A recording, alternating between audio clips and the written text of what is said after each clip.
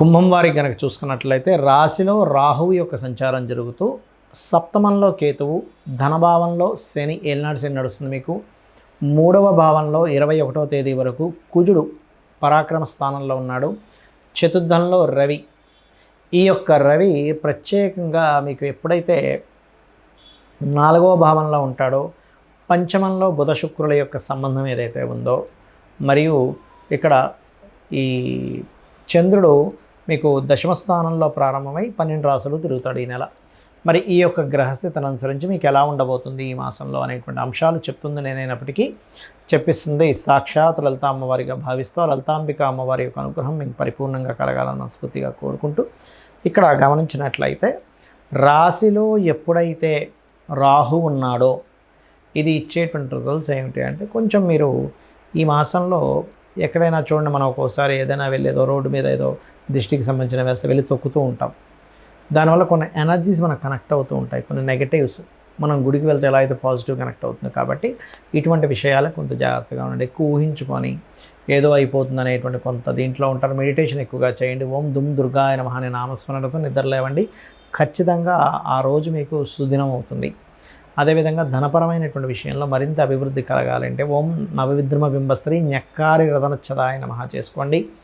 మంగళవారాలు ఎటువంటి అగ్రిమెంట్స్ కానీ మధ్యవర్తిత్వంగా కానీ వెళ్ళకండి.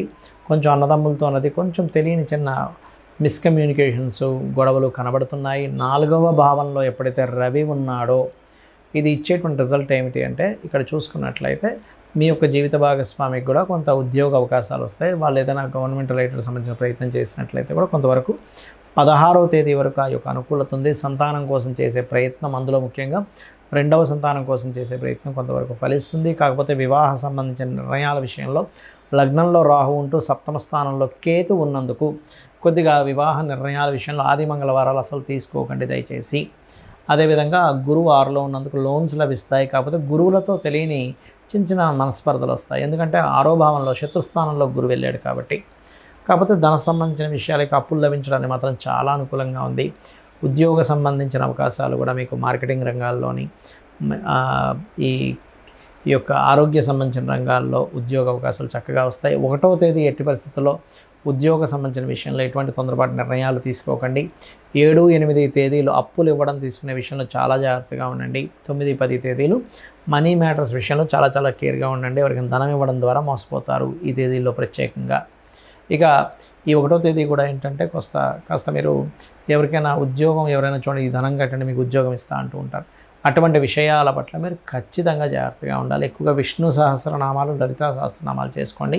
కాస్త రాహుకేతువుల దగ్గర దీపారాధన చేయండి. గోవులకి బెల్లము 4 ఉండలుగా చేసిన బెల్లము, గ్రాసము తినిపించండి. అన్ని విధాలా బాగుంటుంది.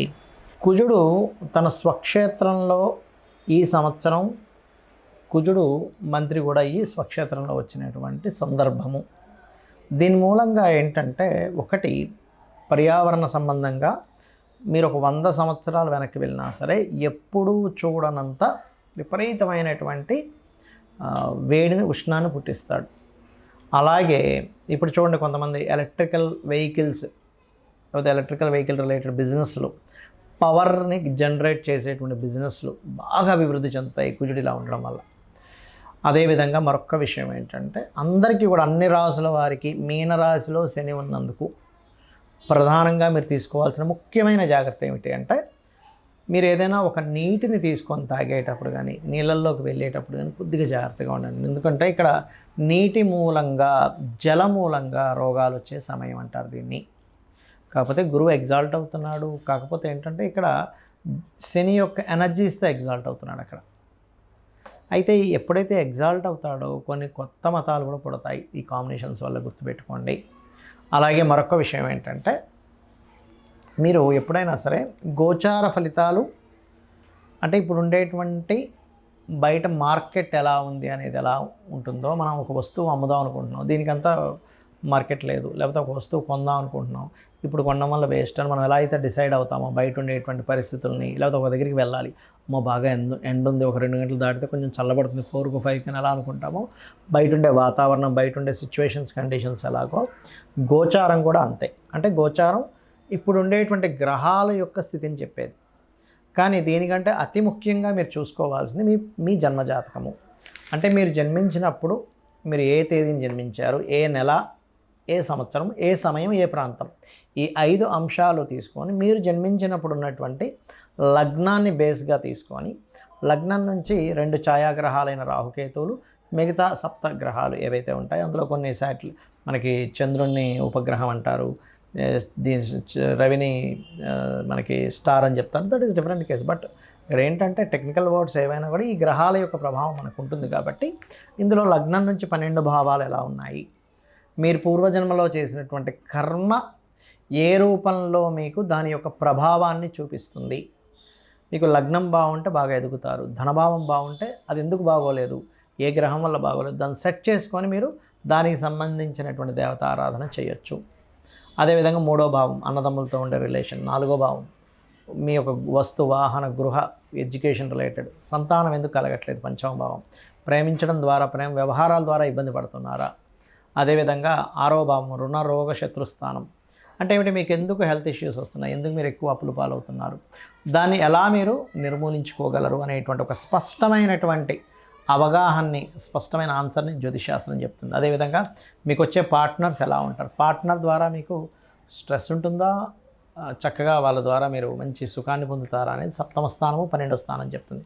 ఇదంతా కూడా వాళ్ళేదో శత్రువులై మీ మీద దాడి చేయడం మనం ఇంకోటి కాదు, వాళ్ళు కావాలని చేస్తే వాళ్ళ కర్మ వాళ్ళు అనుభవిస్తారు. కానీ ఇదంతా మనం ఆస్ట్రాలజీ అనేది ఏమిటంటే జ్యోతిషాస్త్రం అనేది పూర్వజన్మ కర్మ సిద్ధాంతాన్ని, నువ్వు పలానా కర్మ చేసావు కాబట్టి ఈ యొక్క కర్మ ఈ రూపంలో వస్తుంది, దీన్ని నువ్వు యాక్సెప్ట్ చేయడము లేదా పలానా మంత్రం ద్వారా పలానా నామస్మరణ ద్వారా క్లియర్ చేసుకోవడం ఎలాగా అనేటువంటిది. అదేవిధంగా వృత్తి, వ్యాపారము, ఇన్వెస్ట్మెంట్స్, విదేశాలకు వెళ్ళడము, ఆకస్మిక సంఘటనలు ఇవన్నీ కూడా మీ జన్మజాతకంలో ఉంటాయి. అయితే వీటన్నిటికీ కూడా మనం ఊరికే ఏదో ఏలినాటి శని వచ్చేసింది లేకపోతే కాలసర్ప యోగం ఉందని భయపడడానికో భయపెట్టడానికో జ్యోతిషాస్త్రం కాదు. మీరు ఇలా ఉంది కండిషన్ కాబట్టి దీన్ని మనం ఎలాగ తగ్గించుకోవాలని చాలా చిన్నది, రూపాయి కూడా ఖర్చు పెట్టకుండా ఇంట్లో కూర్చొని చక్కగా ఇంట్లో కూర్చొని లలిత చేసుకుంటే ఇవన్నీ కూడా క్లియర్ అవుతాయి. అందులో మేజర్గా కొన్ని ఉంటాయి. ఇప్పుడు వివాహం అవ్వట్లేదు, చాలా సింపుల్గా పార్వతీ పరమేశ్వర్లకి వివాహం అయినటువంటి ఘట్టాన్ని మీరు తలుచుకుంటూ ఓం కామేశబద్ధ మాంగళ్య సూత్రశోభిత కందరాయ నమః చేసుకోండి, ఖచ్చితంగా వివాహ యోగం కలుగుతుంది. అలా కాదండి వివాహం అయింది కానీ మాకు ఎక్కడా కూడా మా ఇద్దరికీ సఖ్యత లేదు, చాలా ఇబ్బంది పడిపోతున్నాం, అసలు ఒక్క నిమిషం ఉండలేకపోతున్నాం, కానీ కలిసి ఉండాలి, సిచ్యువేషన్స్ విడిపోయాలో లేవు అన్నప్పుడు మీరు ఓం శివకామేశ్వరాంకస్త శివా స్వాధీన వల్లభాయ నమః. ఉద్యోగం రావట్లేదు, చాలా సింపుల్, ఓం మాణిక్య మకుటాకార జానుద్వయ విరాజితాయ నమః. అమ్మవారి యొక్క మోకాలు మాణిక్యములతో చేసిన మకుటంలా ఉన్నాయి అంటారు. లేదండి అనారోగ్య బాధలు పడుతున్నాను, ఓం సర్వవ్యాధి ప్రశమని సర్వమృత్యు నివారిణి అగ్రగణ్య అచింత్య రూప కలికల్మష నాశినే నమః. అయితే ఏ నామాన్నైనా కానీ ఇప్పుడు నేను చెప్పినటువంటి 48 నిమిషాలు చేయండి, 48 నిమిషాలు పర్టికులర్గా